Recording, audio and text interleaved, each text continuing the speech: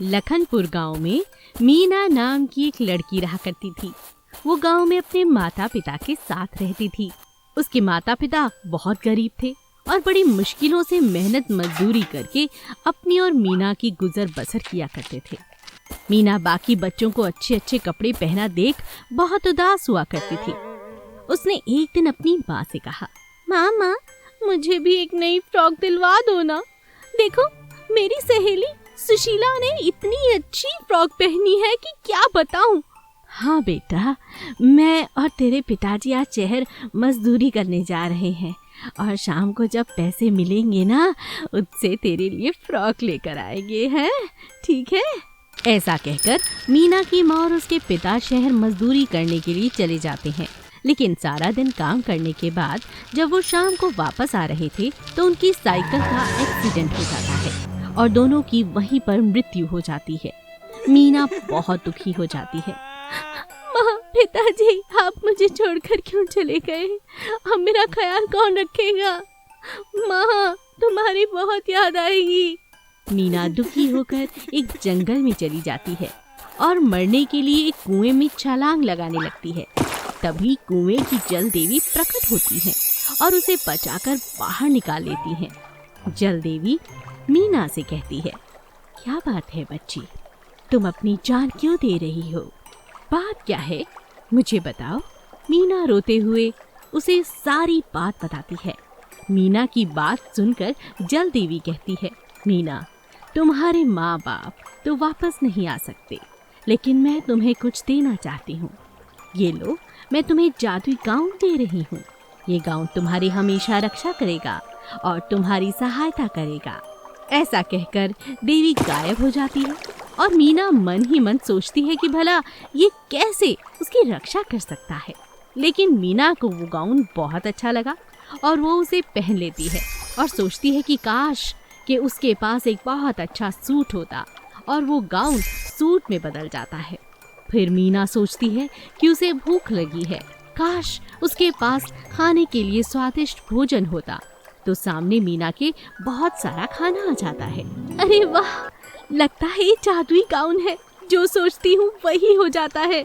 वो मन ही मन देवी को नमस्कार करती है और वहाँ से चली जाती है। जब वो एक गांव में पहुँचती है तो वहाँ देखती है कि घर में आग लगी हुई है और सभी बचाव के लिए इधर उधर भाग रहे हैं। औरतें और बच्चे चिल्ला रहे हैं, अरे कोई बचाओ, मेरी बच्ची अंदर आग में है, अरे कोई है, बचाओ रे। मीना सोचती है कि काश मैं उस बच्ची को बचा पाऊं। ऐसा कहते ही गाउन एक फायर प्रूफ सूट में बदल जाता है और मीना उसे पहनकर आग में चली जाती है और बच्ची को सुरक्षित बाहर ले आती है। सभी उसकी तारीफ करते हैं। तभी उस बच्ची के पिता वहाँ आ जाते हैं, जो उस गांव के बहुत बड़े सेठ थे। सेठ और सेठानी मीना को गोद ले लेते हैं।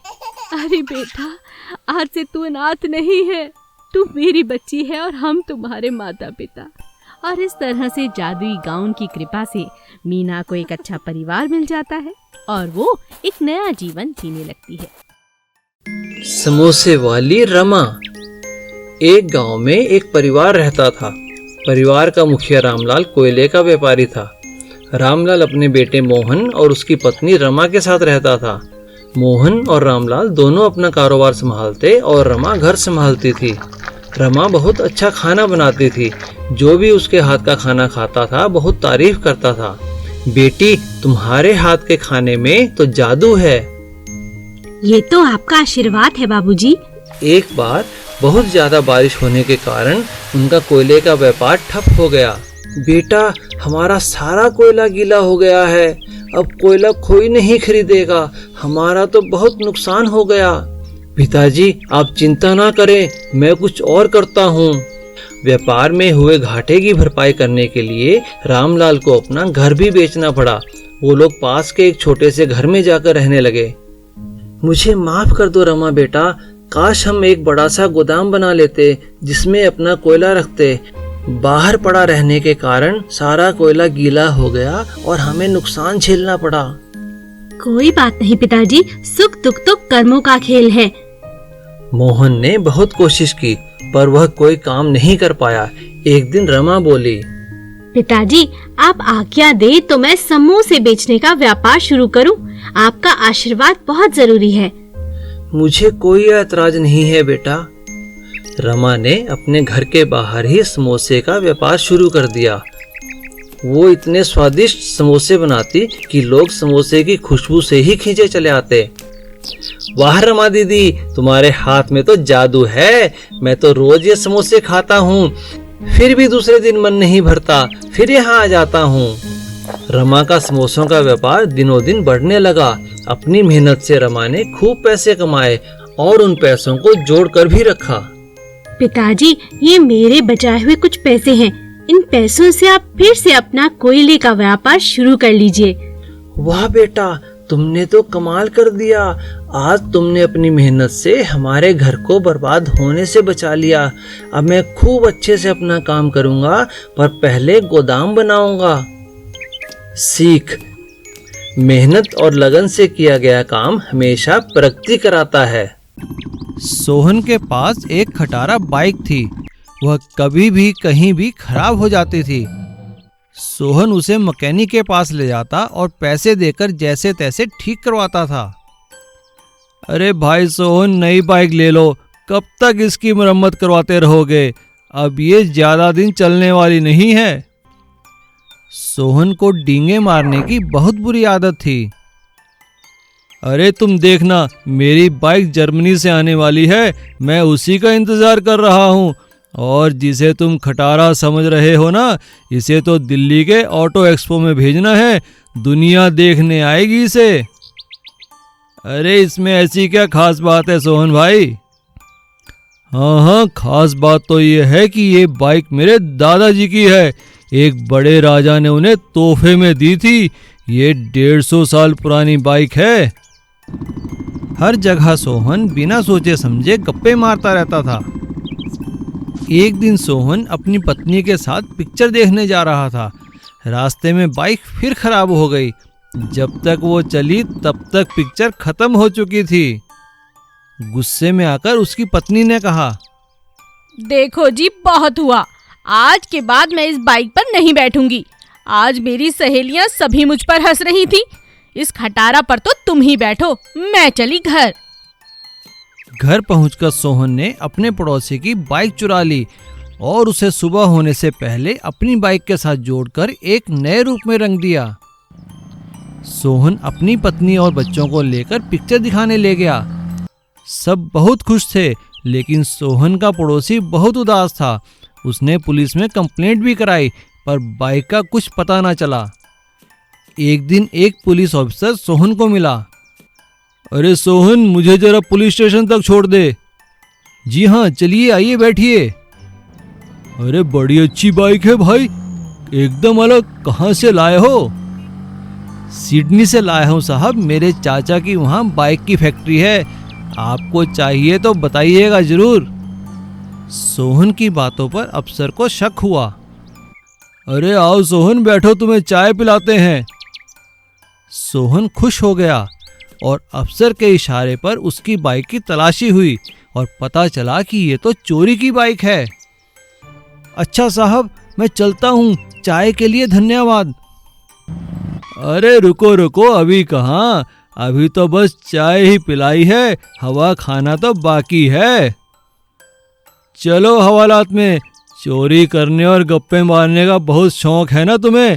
अब यहीं बैठे बैठे खटमलों को अपनी गप्पे सुनाना। मनीष एक नौजवान था और वह अपने माता पिता के साथ धनपुर नाम के एक गांव में रहता था।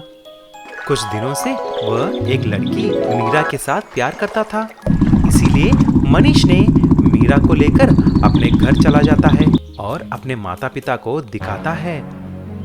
छी छी, तुमने गांव में मेरा इज्जत निकाल दी। तुमको जाकर इसी से प्यार करना था क्या? पिताजी, आप कुछ भी बोलो, मीरा एक अच्छी लड़की है और मैं इससे ही शादी करना चाहता हूँ। अच्छा तो ठीक है, अभी के अभी तुम मेरे घर से निकल जाओ, चले जाओ, और फिर कभी तुम्हारा मुंह मत दिखाओ। ऐसा मनीष और मीरा एक मंदिर में शादी कर लेते हैं और उसी गांव में एक घर किराए पे लेते हैं। कुछ साल के बाद उन्हें एक लड़का होता है जिसका नाम था संजय। देखते ही देखते संजय 7 साल का हो जाता है। लेकिन एक दिन उस गांव में बहुत बड़ी बारिश हो जाती है और बाढ़ आ जाती है। सारे घर डूबकर बहने लगे। ऐसा ही मनीष और मीरा का घर भी बह जाती है। तभी तीनों मिलकर मनीष के पिता के घर आते हैं। तभी मीरा ने बोली, ससुर जी, दया करके दरवाजा खोलिए, हमें अंदर आने दीजिए। मेरे लिए तो नहीं, लेकिन अपने बेटा और पोते के लिए तो हमें अंदर आने दीजिए ना। मनहूस लड़की, तुम्हारे वजह से ही तो हमें अपना बेटा दूर हो गया है। चले जाइए यहाँ से। उनकी बात सुनकर मनीष, मीरा और संजय मिलकर एक छोटे से पहाड़ के ऊपर चले जाते हैं। बिना घर के उनको बहुत तकलीफ होने लगी। तभी मनीष ने बोला, मीरा और संजय, अब हम यहीं पर रहेंगे। मैं कुछ लकड़ियों के साथ घर बनाऊंगा। पापा, तो फिर मैं और माँ जाकर कुछ पेड़ तोड़कर लकड़ियों का इंतजाम करेंगे, ठीक है? नहीं बेटा, हमें पेड़ नहीं काटना चाहिए। देखो कितने सूखे लकड़ियां यहाँ पर हैं। हम जाकर उसी से घर बनाएंगे। तुरंत तीनों मिलकर लकड़ियों को ढूंढने में लग जाते हैं। तभी अचानक एक पौधे के पास एक सांप संजय को डस लेती है और संजय तुरंत नीचे गिर जाता है, गिड़गिड़ाने लगता है। मनीष और मीरा वहां आकर रोने लगते हैं। अरे अरे मेरे बच्चे, उठ जाओ, उठो। उठो बेटा, उठो जी, जल्दी इसको हॉस्पिटल लेके जाइए। तभी एक जादुई बांस का पेड़ से आवाज निकलने लगती है। मनीष और मीरा, आप घबराइए मत। मैं एक जादुई बांस का पेड़ हूँ। आपने जो पेड़ों के बारे में बोला है मैंने सुन लिया है। इसीलिए आपको मैं एक जादुई घर बनाकर देने के लिए सोच रहा हूँ। आप मन में एक घर सोचकर आंखें बंद कर लो। जब मीरा और मनीष आंखें बंद किया तो उनके सामने एक अद्भुत सुंदर बांस से बना हुआ घर बन जाता है और संजय भी उठ जाता है। अरे माँ, मैं तो अभी अभी सोया हूँ, इतने में आपने घर बना दी। उसकी बातें सुनकर मीरा और मनीष हंसने लगे और जादुई बांस के घर में रहने लगे। मिर्च के पकौड़े। एक ठेले पर मानव मिर्च के पकौड़े बनाकर बेचता था। उसके यहाँ एक लड़का मोनू भी काम करता था। मोनू 1 साल से मानव के लिए काम करता था। उससे अब काफ़ी काम आ गया था। एक दिन मानव ने मोनू से कहा, मोनू, मैं जरा एक ज़रूरी काम से बाहर जा रहा हूँ, तुम काम संभाल लेना। हाँ जी, आप बिल्कुल निश्चिंत होकर जाइए, मैं सब संभाल लूँगा। उस दिन मोनू ने देखा कि मानव की तो खूब कमाई होती है। मानव इतना धनवान बन गया है ये काम करके। मैं भी तो अब यह काम सीख गया हूँ। मुझे लगता है मुझे भी अपना काम शुरू कर लेना चाहिए। किसी बहाने से यहाँ से काम छोड़ देता हूँ। अब मोनू कई बार काम में गड़बड़ करने लगा, जिसकी वजह से परेशान होकर एक दिन मानव ने उसे डांटा। क्या बात है मोनू, तुम्हारा ध्यान आजकल काम में नहीं लगता, सही ढंग से काम करो। आप मुझे ऐसे मत डांटिए, अब मैं आपके यहाँ काम नहीं कर सकता, मेरा हिसाब कर दो। हाँ हाँ, ले ले हिसाब, पर कहाँ जाएगा, तुझे कोई और काम तो आता नहीं? हाँ, आता है मुझे काम, यहाँ का सारा काम मैं ही तो संभालता हूँ। देखना, मैं भी अपना एक मिर्च के पकौड़े का ठेला लगा लूँगा। हाँ हाँ, देखता हूँ कैसे बनाता है मिर्च के पकौड़े। जो मसाले में डालता हूँ वो मैंने किसी को भी नहीं बताया, और उसके बिना कोई अच्छे पकौड़े नहीं बना सकता। उस रात मोनू सोचने लगा, ऐसा क्या है जो मानव मसाले में मिलाता है। फिर वह चुपके से मानव के घर गया और खिड़की से झांकने लगा। मेरा मसाला तो बहुत लाजवाब है, इसके बारे में कोई नहीं जानता। मनु ने यह सब सुना और चुपके से वो मसाला चुरा लिया। दूसरे दिन मनु ने जब अपना ठेला लगाया तो उसने अपने बनाए पकौड़ों पर वो मसाला डाल दिया। अरे मनु, यह क्या? तुम्हारे कहने पर मैं मानव के पकौड़े छोड़ तुम्हारे पास आया, पर ये पकौड़े तो बिल्कुल ही बेकार हैं। हाँ हाँ, आप ठीक कहते हो, ये पकौड़े तो कड़वे हैं, इन्हें मैं नहीं खा सकता। मानव अपने ठेले पर खड़ा यह सब सुन रहा था और उसने कहा, अरे मनु, यह कोई मसाला नहीं बल्कि काला नमक है, जो अधिक डालने के कारण तुम्हारे पकौड़े कड़वे हो गए। मुझे माफ कर दो मानव, मुझे अपने यहाँ काम दे दो। सीख, नकल और अकल में फर्क होता है। लालची तंदूर वाला। एक गांव में दो भाई थे। एक का नाम था सोनू और दूसरे का नाम था मोनू। बड़ा भाई सोनू गांव में तंदूरी चिकन और कबाब बेचता था। लोगों को उसके यहाँ का खाना बहुत पसंद था। जैसे जैसे उसका धंधा बढ़ा वैसे वैसे लालच भी बढ़ता चला गया। एक दिन सोनू ने अचानक चिकन के दाम बढ़ा दिए। क्योंकि लोगों को पसंद था इसलिए वो पैसे भी देते थे। कुछ दिनों बाद सोनू ने बचे हुए चिकन को भी अगले दिन बेचना शुरू कर दिया। यह देख उसके छोटू भाई मोनू ने उससे कहा, भैया आपने दाम बढ़ा दिए वो तो ठीक है, पर गांव के लोगों को बासा चिकन खिलाओगे तो वो बीमार पड़ जाएंगे, इससे तुम्हारा नाम खराब होगा। अरे भाई, तुझे धंधे के बारे में कुछ नहीं पता। लगता है भैया मेरी बात ऐसे नहीं मानेंगे। मुझे भी तंदूरी कबाब बेचना शुरू करना ही होगा, पर मेरे पास तो पैसे भी नहीं है। और मोनू ने अपने कुछ दोस्तों से पैसे उधार लिए और एक तंदूर खरीद लिया और अपने घर के आंगन में ही तंदूर लगाकर अपना काम शुरू किया।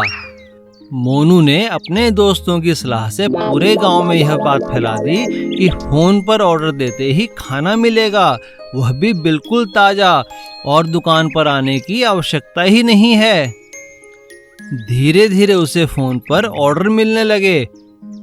एक दिन उसकी दुकान पर किसी का फोन आया। अरे भाई, मोनू चिकन की दुकान? जी हाँ, बोलिए। मुझे 4 प्लेट चिकन टिक्का चाहिए और वो भी बिल्कुल ताजा। ठीक है, मिल जाएगा। और मोनू ने टिक्का बनाया और खुद जाकर उस घर में देकर आया। उसका खाना ताजा और स्वाद था, इसीलिए उस ग्राहक को वह खाना बहुत पसंद आया। धीरे धीरे लोगों ने सोनू के पास आना बंद कर दिया, जिस कारण उसे भारी नुकसान होने लगा। एक दिन वह मोनू के पास आकर बोला, अरे भाई मोनू, मुझे माफ कर दे, मुझे तेरी बात मान लेनी चाहिए थी। मेरा तो ट्रक भी बिक गया, मेरा तो सब कुछ खत्म हो गया, और वो भी मेरी लालच की वजह से। अब मुझे समझ में आ गया है, आओ हम दोनों फिर से मिलके काम करते हैं। मैं तुम्हारी ही बात मानूंगा। तूने मुझे धंधा करना सिखा दिया है। और इस तरह दोनों भाइयों ने फिर से मिलकर काम करना शुरू किया और उन्होंने 2 लड़के भी रख लिए खाना डिलीवरी करने के लिए। सीख, हमें हर काम ईमानदारी से करना चाहिए।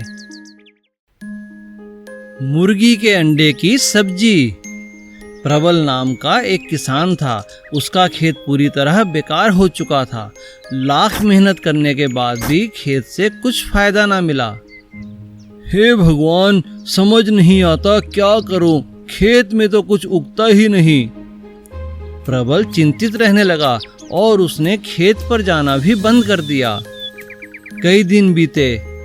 वह इतना चिंतित हुआ कि बीमार हो गया और बिस्तर से उठ भी नहीं पाता था। ये आपको क्या हो गया? अब हम कैसे जिएंगे? बेटा माधव, तुम ही कोई काम तलाश करो।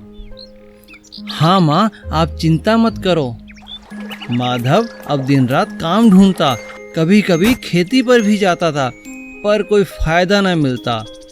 एक दिन माधव अंडे लेने दुकान पहुंचा। भाई, ये अंडे मुझे दे दो। कैसे दिए? 10 का 1 है। इतना महंगा? माधव के पास पैसे नहीं थे। तब दुकानदार बोला, ये कुछ टूटे हुए अंडे हैं, अगर तुम लेना चाहो तो आधे दाम में दे दूंगा। माधव खुश हुआ और दुकानदार से अंडे लेकर घर पहुंचा। उसकी माँ ने अंडे की सब्जी बनाई। तभी उनके दरवाजे पर किसी ने आवाज दी, अरे भाई, कोई है क्या? कहिए, कौन है? हम यात्री हैं, हमें बहुत दूर जाना है। क्या यहाँ पर कोई खाने की जगह मिलेगी? हमें बहुत भूख लगी है। नहीं भाई, यहाँ कोई ढाबा या खाने की जगह नहीं है, आप अंदर आ जाइए। माधव ने उस यात्री को अंडे की सब्जी खिलाई। यह सब्जी किसने बनाई? यह मेरी माँ ने बनाई है। यह तो बहुत स्वादिष्ट है। अरे मुझे तो मालूम ही नहीं था कि अंडों से इतनी अच्छी सब्जी भी बनती है। क्या तुम मेरे साथ चलोगे? मेरा बहुत बड़ा ढाबा है, मैंने कभी भी इतनी स्वादिष्ट सब्जी नहीं खाई। तुम मेरे साथ चलो और मेरे ढाबे पर चलकर मेरे साथ काम करो। हाँ हाँ, मैं आपके साथ ज़रूर चलूँगा। और इस तरह माधव उस व्यक्ति के साथ चला गया और मेहनत से काम करने लगा। देखते ही देखते उनके दिन बदल गए। अब उन्हें किसी भी तरह की कोई कमी ना रही। सुनहरी गाय की मूर्ति। गोविंद बहुत मेहनती था। दिन रात मेहनत करके उसने अच्छा खासा पैसा इकट्ठा कर लिया था। उसकी पत्नी चाहती थी कि उनके आंगन में एक खूबसूरत सी दूध देने वाली गाय आ जाए। सो उसकी पत्नी के जन्मदिन पर गोविंद उसके लिए एक बहुत सुंदर गाय खरीद कर लाता है। गाय को देखते ही गोविंद की पत्नी खुशी से झूमने लगती है। अरे ये क्या, तुम मेरे जन्मदिन पर गैया लेकर आए हो? मैं कब से ऐसा चाह रही थी। दिन रात भगवान से यही दुआ करती थी कि मेरे घर भी सुंदर सी गैया आए। मैं तुम्हारा ये तोहफा तो कभी नहीं भूलूंगी। चलो आओ, अब जल्दी करो, मैंने तुम्हारे लिए गर्मा गर्म खाना बनाकर तैयार रखा है। हाँ हाँ, चलो चलो। गोविंद और उसकी पत्नी बहुत खुश थे। गैया भी एक नया घर पाकर बहुत खुश थी, लेकिन वो गैया कोई आम गैया नहीं थी।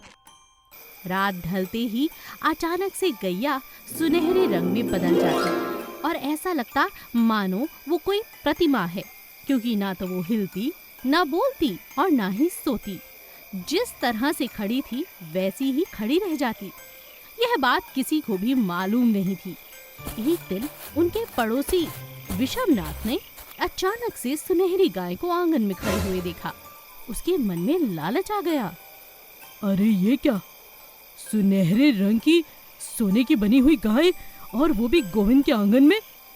दिन में तो सफेद रंग की गाय रहती है, जरूर कुछ गड़बड़ है। अब तो पड़ोसी दिन रात गैया का दर्शन देखने के लिए इधर उधर से झांकता रहता। उसके मन में लालच आ चुका था। उसने अपनी पत्नी को सारी बात बताई। पड़ोसी की पत्नी ने कहा, अरे तो इतना सोच ही क्यों रहे हो, ये गोविंद तो बड़ा मालदार आदमी है। मैं तो कहती हूँ रात के अंधेरे में कोई देख नहीं पाएगा और आप आंगन टाप कर उधर चले जाओ। बाहर मैं इंतजार करती हूँ।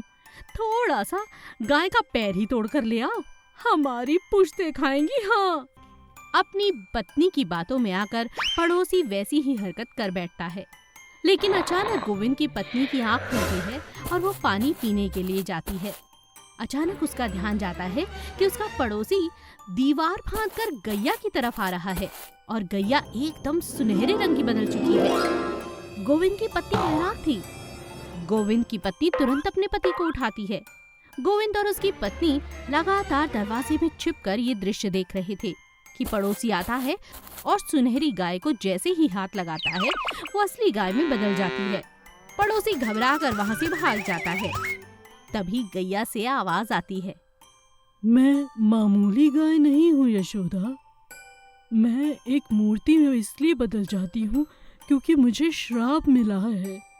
मगर अगर मुझे सोना समझकर किसी ने भी तोड़ा तो मेरा वो अंग खत्म हो जाएगा। मुझे एक ऋषि ने ये श्राप दिया था, मगर उन्होंने कहा था 100 दिन के बाद ये श्राप खत्म हो जाएगा। आज 100वां दिन है यशोदा। आज से, अभी से, अब मैं 24 घंटे के लिए एक जिंदा गाय हूँ। तुम्हें घबराने की कोई जरूरत नहीं, मैं श्राप मुक्त हो चुकी हूँ। गैया की ये बात सुनकर यशोदा और रघु को चैन आता है। दोनों चुपचाप सोने के लिए चले जाते हैं और रात को एक बात की तरह भूलने की कोशिश करते हैं। अगले दिन से उन्हें अपनी गैया यूं ही हंसती मुस्कुराती दूध देती हुई दिखाई देती है और वो फिर से अपना जीवन पहले की तरह जीने लगते हैं। बूढ़ी दादी की सोने की मुर्गी। सुमित्रा नाम की एक औरत थी जो हमेशा बहुत मेहनत के साथ मिट्टी के बर्तन बनाती और उन्हें बाजार में बेचकर अपना घर चलाया करती थी। अब वो धीरे धीरे काफी बूढ़ी हो चुकी थी। वो अपना सारा काम अपने बेटे को सिखाती है। अब उसका बेटा और बहू व्यापार चलाने लगते हैं। वे भी मिट्टी के बर्तन बनाकर उन्हें बाजार में बेचते हैं। अपनी बुढ़ापे के कारण अब सुमित्रा दिन रात घर में ही रहती और आराम करती थी। एक दिन सुमित्रा ने अपने हाथ से चुपचाप बैठकर एक मुर्गी बनाई। उसे सुनहरे रंग का रंग दिया और अपने एक टेबल पर रख दिया। अब सुमित्रा हर रोज उस मुर्गी को दिन में 10 बार देखती और दोबारा एक गठरी में बांधकर रख देती। ये प्रक्रिया वो हर रोज करीब 10 बार करती थी। ऐसा करते हुए एक दिन सुमित्रा की बहू उसे देख लेती है। हाय राम, माँ जी के पास सोने की मुर्गी। सारा दिन तो माँ जी आराम करती है, सारा सोना दबा कर बैठी है और हम पति पत्नी इतनी मेहनत कर रहे हैं। हाय राम, मेरे तो हाथों में छाले तक पड़ गए रे। सुमित्रा की बहू यशोदा ये बात उसके बेटे को बताती है। सुना तुमने? मैंने देख लिया है, तुम्हारी माँ के पास सुनहरी मुर्गी है, फिर भी हमें ये 2 टके का काम करना पड़ रहा है। ये तुम कैसी बातें कर रही हो? माँ के पास कोई भी सोने की चीज नहीं है, ये तुम्हारी गलत फहमी है। उन दोनों को बात करता हुआ एक चोर सुन लेता है। दोनों लगातार सुनहरे मुर्गी का नाम लेते जा रहे थे। आज रात इन्हीं के घर में सफाई हो जाएगी। रात में चोर आता है और सुनहरी मुर्गी की तलाश करने लगता है। चोर को मुर्गी मिल जाती है, लेकिन घर से बाहर टापते हुए उसकी मुर्गी हाथ से छूट जाती है और टूट जाती है, क्योंकि वो तो मिट्टी की थी। दादी उठ जाती है और शोर मचाती है। अरे कोई है, जल्दी आओ, घर में चोर घुस आया है। सुमित्रा का बेटा भागा भागा बाहर आता है। बहू भी वहीं खड़ी हो जाती है और चोर दुम दबाकर वहां से भाग जाता है। टूटी हुई सुनहरी मुर्गी देखकर दोनों पति पत्नी हैरान रह जाते हैं। सुमित्रा का बेटा टूटी हुई मुर्गी को उठाता है और अपनी माँ को कहता है, माँ, ये क्या है? सुमित्रा अपने बेटे से कहती है, अरे बेटा, सारी उम्र इसी मिट्टी के साथ जिया है, सोचा एक प्यारी सी मुर्गी बनाकर अपने हाथों से उसमें रंग भरकर अपने पास रखूं, एक याद के तौर पर मुझे क्या मालूम था इसका सुनहरा रंग ही हमारे घर में एक चोरी का कारण बन जाएगा रे। सुमित्रा की बहू ये बात सुनकर बहुत शर्मिंदा हो जाती है। सुमित्रा का बेटा अपनी पत्नी से कहता है, देख लिया तुमने, माँ बहुत भोली है, उसके पास कोई सच्चा सोना नहीं। अगर सोना है तो मैं हूँ उनका अच्छा और सच्चा सोना, जो उन्होंने तुम्हें दे दिया है। मुझे माफ कर दीजिए। सुमित्रा की बहू को बहुत पछतावा होता है। वो अपनी सास से माफी मांगती है, अपने पति से माफी मांगती है और घर में फिर से खुशहाली छा जाती है और सभी प्यार से रहने लगते हैं। हमें बेवजह कभी भी रंग के आधार पर किसी पर शक नहीं करना चाहिए। लालची चिकन वाला। एक गांव में जगत नाम का एक आदमी था। वो चिकन की दुकान चलाता था। उसके मन में बहुत लालच था। वो हमेशा पैसे बचाने की ही सोचता था। रियाज जगत को चिकन की सप्लाई करता था। जगत उससे खराब चिकन कम दाम पर खरीदता और ग्राहकों को अधिक दाम पर बेच देता। रियाज को यह बिल्कुल भी पसंद नहीं था। अरे वाह, आज तो बहुत कमाई हुई है, बस ये रियाज चिक चिक करता है। एक दिन जगत गांव के बाहर कहीं जा रहा था। उसने देखा रियाज एक मुर्गी फार्म से निकल रहा है। अच्छा, तो ये रियाज यहाँ से मुर्गियाँ खरीदता है, कल मैं भी यहाँ से मुर्गी खरीदूंगा। अगले दिन जब रियाज चिकन सप्लाई देने आया, तब जगत ने उसे मुर्गी खरीदने से मना कर दिया। अरे रियाज, पहले सारा चिकन खत्म होने दो, बाद में खरीदूंगा। जगत उस फार्म पर जाता है जहां उसने रियाज को देखा था, लेकिन उसे वहां कोई दिखाई नहीं देता। अरे कोई है, अरे कोई है। जगत वहाँ आवाज लगाता है लेकिन उसे कोई जवाब नहीं आता। अरे वाह, यहाँ तो मुर्गियाँ ही मुर्गियाँ हैं और कोई देखने वाला भी नहीं। कुछ मुर्गियाँ उठा लेता हूँ। और जगत ने वहाँ से कुछ मुर्गियाँ उठाई और तेजी से वहाँ से निकल गया। अरे वाह, आज तो मज़ा ही आ गया, बिना कोई खर्च किए कमाई ही कमाई। अब रोज ही ऐसा करूँगा। अब जगत रोज रात को फार्म पर जाता और मौका पाकर मुर्गियाँ उठाकर ले आता। इस तरह वो लगातार मुर्गियाँ रात को चोरी करता रहा और बेचता रहा। जब फार्म में मुर्गियाँ कम होने लगी तो फार्म के मालिक को कुछ शक हुआ। उसने फार्म पर नज़र रखनी शुरू की। उसने देखा कि एक रात जगत वहाँ से मुर्गी उठाकर ले जा रहा है। तब फार्म के मालिक ने एक चाल चली। उसने अपनी 4 मुर्गियाँ रात को फार्म में खुली छोड़ दी और एक मुर्गी को एक खास तरह की रोटी खिला दी। रात को जगत मुर्गियाँ चुराकर ले गया। अगले ही दिन फार्म के मालिक ने जगत की दुकान से सारी मुर्गियाँ खरीद ली और वो खास तरह की रोटी वाली मुर्गी भी उसी के पास मिली। तब मालिक को पता चला कि चोर कौन है। उसने पुलिस बुलाई और जगत को पुलिस के हवाले कर दिया। सीख, चोरी का काम हमेशा फलता नहीं है।